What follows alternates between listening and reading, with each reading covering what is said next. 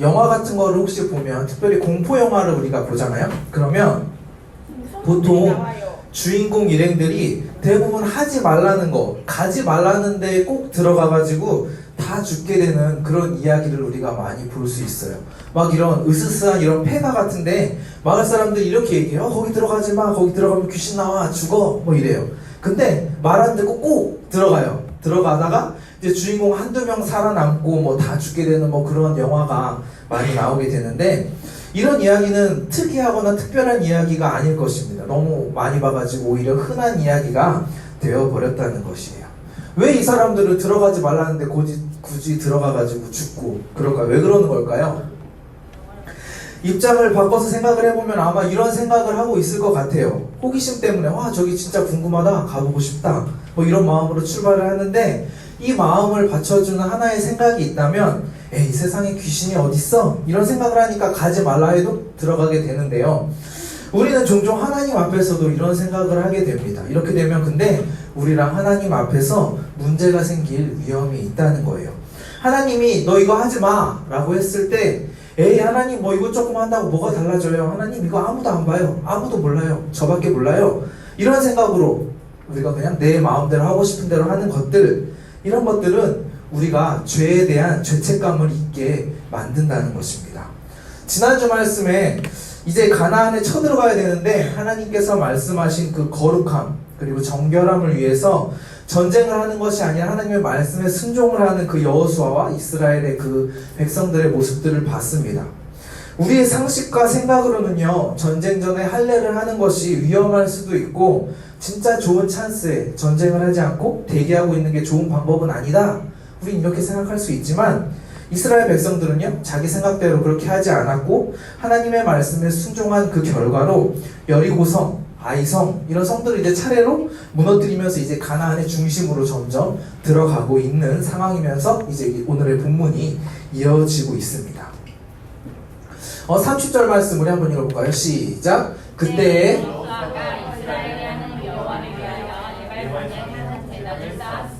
네, 여기 보면 하나님을 위해 에발산이라는 곳에 제단을 쌓았다라고 나오는데요.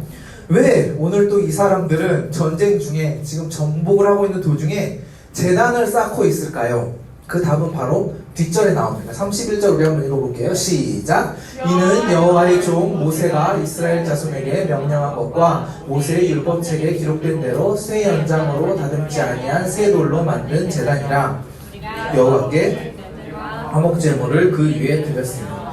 네, 왜 그랬냐면 이것은 모세의 명령이었고 율법책에 설명되어 있는 내용이었다는 것입니다. 즉 말씀에 순종하기 위해서 지금 전쟁하는 도중에 제단을 이렇게 쌓고 있다는 거예요. 신명기에 보면은 이런 말씀이 나옵니다. 네, 이렇게 무슨 말씀이냐면 너희가 요단을 건너거든 내가 너희에게 명령하는 이 돌들을 세우라, 에발산에 세우라, 이렇게 지금 말씀을 하고 있어요. 여기 말씀하신 것 그대로 지금 이스라엘 백성들은 하나님의 말씀에 순종해서 그것을 따르고 있었다는 거예요.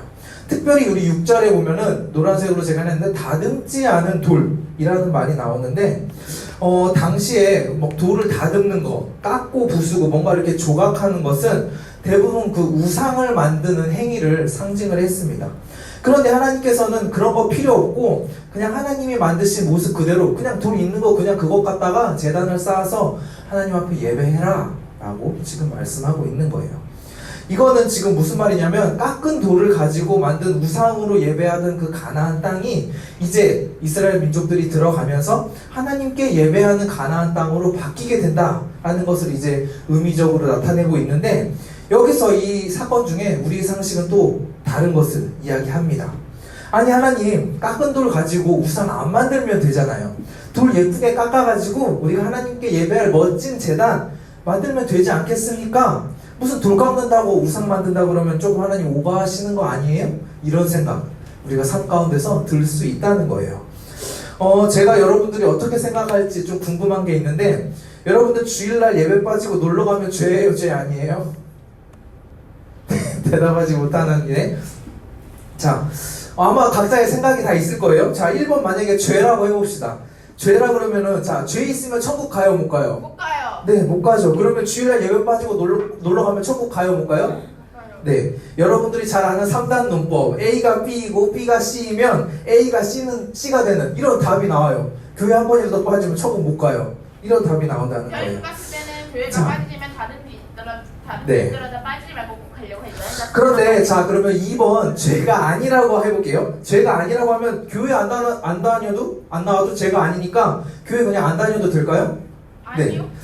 여러분들 설교를 여러분들 여기까지만 듣고 전도사님이 이랬대 라고 하면 제가 이상한 사람이 되니까 여기서부터 이제 잘 한번 들어보세요.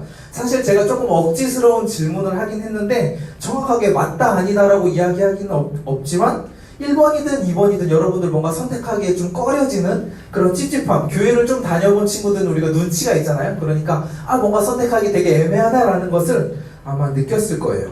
우리 영상 하나 보고 말씀 또 한번 이어서 보도록 하겠습니다.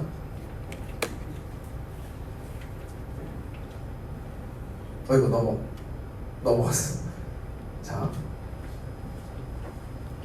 잠시. 소리. 그거 한번 흔들어 보세요.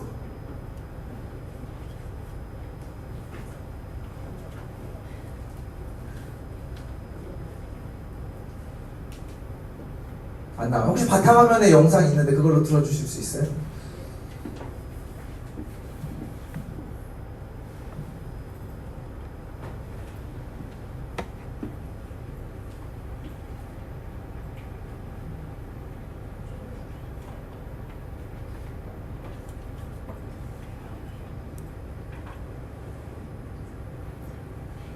안 나와요? 패스. 그러면 이게 좀 옛날 개그예요. 근데 여기서 유행어가 막 괜찮아요 이렇게 하는 건데 여기서 이 사람들이 사실 괜찮아요 라고 이야기를 하지만 진짜 괜찮아서 괜찮다고 이야기를 하지 않아요. 그러다가 나중에 자꾸 이 사람이 깐족깐족 놀리니까 막 폭발하는 모습이 나중에 영상에 나오는데 이게 왜 얘기를 한 거냐면 우리는 때때로요 우리 기준으로 괜찮다라고 생각을 해요. 그러면서 하나님의 말씀과 하나님이 원하시는 게 뭔지 알면서도 괜찮을 거야 그냥 우리 생각대로 그렇게 해버리는 경우가 있다는 거예요. 근데 그게 말씀에서 하나님께서 이야기하는 거랑 다르다면 우리 생각으로는 괜찮을 수 있지만 사실은 괜찮지 않다는 거예요. 우리 안에 말씀이 안에 있다면 겉으로는 괜찮은 척 하지만 그것은 그 상황에서 우리 안에 있는 양심이 그건 아니라고 찔림을 준다는 거예요. 그리고 그 찔림이 계속 반복하게 되면 익숙하게 됩니다. 그러면서 그 찔림이 나중에 느끼지 못하게 되고 반복해서 무의식적으로 우리가 아무 생각 없이 죄를 짓게 되는 그런 위험에 빠질 수가 있다는 거예요. 나는 괜찮다라고 생각하지만 그게 괜찮지 않은 일일 수가 있다는 거예요. 우리 신명기 27장 5절 6절을 보면 왜 하나님은 굳이 제단을 쌓는데 연장을 쓰지도 못하게 하고 돌을 다듬지 말고 있는 그대로 쓰라고 하셨을까요? 아니 돌을 잘 다듬어서 아까 우리가 생각한 것처럼 돌 잘 다듬어서 우상 안 만들고 제단 진짜 열심히 잘 쌓아서 하나님한테 있어 보이게 제사하면 좋잖아요. 하나님 좋아하시지 않을까요? 이렇게 생각할 수 있어요. 근데 여기서 다시 본문으로 들어가면 어떻게 했냐면 이스라엘 한 31절 읽어보겠습니다. 시작. 이는 여호와의 종 모세가 이스라엘 자손에게 명령한 것과 모세의 율법에 기록된 대로 새 연장으로 다듬지 아니한 새 돌로 만든 제단이라. 우리가 여호와께 번제물과 화목제물을 그 뒤에 드렸으며. 결론적으로는요 여호수아와 이스라엘 백성들은 어떻게 했냐면 하나님이 시키신 대로 다듬지 않은 돌 그대로 가져다가 하나님 앞에 제단을 쌓고 번제물과 화목제물의 제사를 드렸다는 거예요. 지난주 말씀이랑 어떻게 보면 좀 비슷하게 우리가 이해할 수 있는 부분입니다. 우리의 생각으로는 이건 좀 아닌 것 같고 이건 좀 이상하다라고 생각할 수 있지만 그냥 하나님한테 순종할 때 하나님께서는 그 생각을 뛰어넘어서 일하시는 분이라는 거예요. 우리가 괜찮다고 생각하는 일도 하나님과 상관없는 일이라면 하나님이 싫어하시는 죄의 일이라면 그것은 안 괜찮은 일이 될 수 있다는 거예요. 그렇기 때문에 우리 그리스도인들한테 중요한 게 뭐냐면요 내 생각이 괜찮고 안 괜찮고 이것을 떠나서 내 생각이 아무리 안 될 것 같고 이상한 일이라고 하더라도 하나님과 함께 하시면 괜찮은 일이 되는 것이고 하나님이 안 된다고 하시면 그것은 안 괜찮은 일이라는 것을 알고 우리가 어떤 상황에서도 하나님 앞에 들러붙어서 하나님의 그 뜻을 알아야 된다는 거예요. 우리가 구약을 좀 더 앞에 보면 우리가 잘 아는 내용 중에 괜찮은데 괜찮지 않았던 일이 또 등장을 합니다. 우리 창세기 4장 3절에서 5절 한번 읽어보겠습니다. 시작. 세월이 지난 후에 가인은 땅의 소산으로 제물을 삼아 여호와께 드렸고 아벨은 자기도 양의 첫 새끼와 그 기름으로 드렸더니 여호와께서 아벨과 그의 제물은 받으셨으나 가인과 그의 제물을 받지 아니하신지라 가인이 몹시 분하여 안색이 있는데, 우리가 잘 아는 그 아담과 하와의 자녀인 가인과 아벨의 이야기예요. 그냥 우리가 딱 생각할 때 가인은요 어마어마하게 푸짐한 그 곡식들을 하나님 앞에 제사로 바쳐요. 그리고 아벨은 양 한 마리를 이렇게 하나님 앞에 드리는데 하나님께서는 가인의 제사는 받지 않으셨고 아벨의 제사만 받으셨어요. 이걸 보고 우리가 이런 생각을 많이 해요. 하나님 앞에 양을 제물로 드려야 되는데 가인은 그냥 겉으로 있어 보이기만 한 곡식만 잔뜩 드려서 하나님이 가인의 제사는 받지 않으셨다. 우리가 보통 이렇게 알고 있는 경우가 많이 있습니다. 근데 이걸 우리가 조금만 이 본문을 집중해서 보면 여기서 빠진 내용들을 우리가 찾아볼 수가 있어요.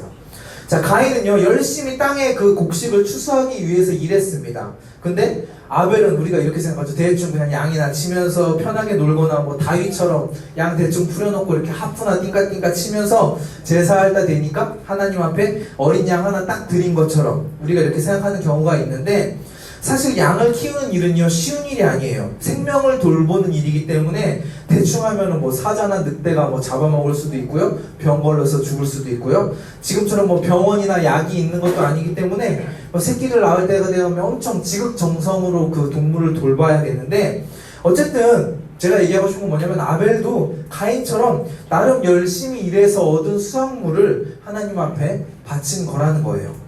자, 그리고 두 번째는 뭐냐면 먼저 번역상에서 빠진 게 있는데요. 4절 5절에 보면 아벨이 드린 것 중에 양의 첫 새끼 그 기름 이렇게 되어 있어서 우리는 자연스럽게 이걸 단수로 그냥 새끼 한 마리 기름 하나 이걸 하나님 앞에 드렸다라고 생각을 하는데, 여기 방금 본 사진들 이렇게 보면요, 제가 인터넷에서 가인과 아벨 사진 엄청 많이 찾아봤는데 대부분 아벨은 양 한 마리만 이렇게 드리는 그림이 많더라고요. 근데 이거를 자세히 보면 원어 성경으로 갈 필요 없이 영어 성경만 봐도 이 장면을 뭐라고 나오냐면요, 이렇게 his flock, 그의 양떼 무리 이렇게 표현을 하고 있습니다. 양 한 마리가 아니라 양떼를 하나님 앞에 이렇게 드렸다는 거예요. 그 첫 것의 양의 그 한 마리가 아닌 첫 것의 양떼를 하나님 앞에 드렸어요. 몇 마리를 드렸는지는 나와 있지 않아요. 근데 우리가 보통 양떼다, 애들이 떼로 몰려온다 라고 할 때 한두 마리가 아니라는 것을 우리는 예측을 해볼 수 있다는 거예요. 자, 그럼 다시 원점으로 돌아와서 가인도 아벨도 다 하나님 앞에 제사를 드렸어요. 열심히 일해서 푸짐하게 제사를 드렸습니다. 비슷비슷한 사이즈로 드렸을 거예요. 근데 왜 가인의 제사만 받으셨을까요? 진짜 하나님은 양으로만 제사를 받는 분이라서 그랬을까요? 말씀에서 답을 찾아보면 다시 4절 5절에 보면 잘 보면 아벨과 그의 제물은 받으시고 가인과 그의 제물은 받지 않으셨다라는 거예요. 하나님 앞에 제물만 그냥 딸랑 드리는 게 아니라 자기도 함께 드리는 것이라는 것입니다.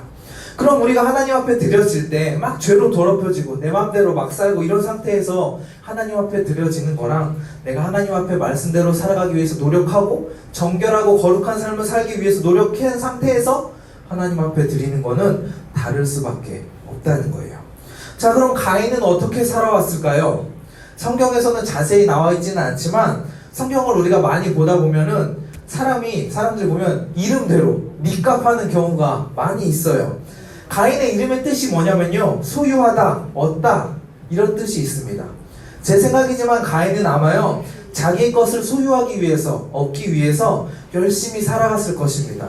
어떤 수를 써서라도 남의 것을 빼앗고 내 것을 늘리기 위해 살아가지 않았나 이렇게 저는 생각을 해보기도 했는데, 디테일하게 말씀에서 또 나오는 부분이 있어요. 요한일서 3장 12절에 보면은 가인같이 하지 말라, 저는 악한 자에게 속하였으며 라고 나와요. 그리고 그 아우를 죽였으니, 가인이 악한 자에게 속하여 그 아우를 죽였다라고 이야기하는데, 동생 아벨을 죽여서 악한 자가 되었다가 아니라 동생을 죽이기 전부터 이미 악한 자에게 속한 삶을 살아가고 있었다는 것입니다. 그러니까 가인이 이런 삶을 살면서 재물만 잔뜩 제사로 하나님 앞에 이렇게 드렸기 때문에 하나님께서는 그 가인이 드려지는 제사를 받지 않으셨다는 거예요. 이런 결론이 나올 수밖에 없다는 겁니다. 우리도 마찬가지입니다. 제사가 중요한 게 아니에요. 드려지는 사람이 어떤 사람이냐, 어떤 마음으로 하나님께 드리느냐, 이게 더 중요하다는 것입니다. 오늘 본문의 이스라엘 백성들도 그까지 돌을 뭐 깎든지 말든지 뭐 이거를 다듬든지 뭐 이게 중요한 게 아니라 하나님 뭐 제사만 드리면 되잖아요, 이렇게 생각을 했었다면 하나님께서는 그 제사를 받지 않으셨을 거라는 거예요. 말씀에 순종함으로 작은 거라도 뭐 이거 깎든지 말든지 무슨 상관이야 라고 하지만 하나님이 깎지 말라고 했으면 그냥 안 깎는 그 순종, 별거 아니더라도 내 생각과 다르더라도 우리에게 주신 하나님의 말씀 앞에서 온 마음 다해 우리를 순종으로 드리는 것, 순종하는 것, 이것이 가능하게 될 때 우리는 진짜 하나님이 받으시는 제사를 드릴 수가 있다는 거예요. 헌금을 드릴 때도 우리가 100원을 드리든지 뭐 1000원을 드리든지 10,000원을 드리든지 우리가 돈을 드리는 게 중요한 게 아니라는 거예요. 우리의 마음을 하나님 앞에 드려야 한다는 것입니다. 예배에 있어서도 그냥 우리가 시간만 대충 때워도 나는 예배 드렸으니까 괜찮겠지, 난 여기 있다 왔으니까 괜찮겠지라고 생각하는 것은 우리 생각에는 예배를 잘 드렸다라고 생각할 수 있어요. 그렇지만 하나님의 생각에는, 하나님의 기준으로는 그 예배가 다를 수 있다는 것을 우리는 잊지 말아야 한다는 것입니다. 우리 모두가 하나님 앞에 우리를 드리는데 인색하지 않고 기쁨으로 온 마음 다해 드리는 저와 여러분 되시길 소원합니다. 아멘? 아멘. 네, 이제 말씀을 정리할게요. 하나님은요, 때로 우리의 삶 가운데 우리가 생각하기에 되게 이상할 수도 있고 상식적으로 이해할 수 없는 그런 상황을 주실 수도 있어요.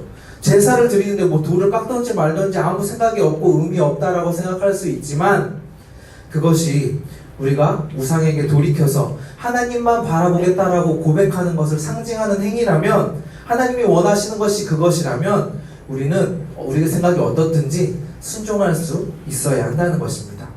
모세에게 약속한 것을 여호수아에게 이루셨던 하나님은요, 그 약속을 우리에게도 동일하게 이루시는 분이시고, 그 약속을 어기시는 분이 아니라 이 세상 끝날 때까지 그 약속대로 이루어 가시는 분이라는 것을 우리는 믿어야 한다는 거예요. 그리고 그 믿음으로 오늘 하루도 삶을 살아내야 한다는 것입니다.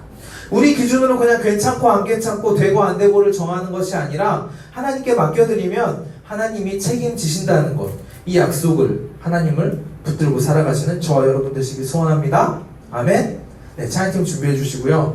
우리 이 시간에 하나님 앞에 찬양하고 기도하기 원합니다. 우리가 아까 예배하기 전에 born again을 찬양 드렸었는데 이걸 다시 찬양하기 원합니다.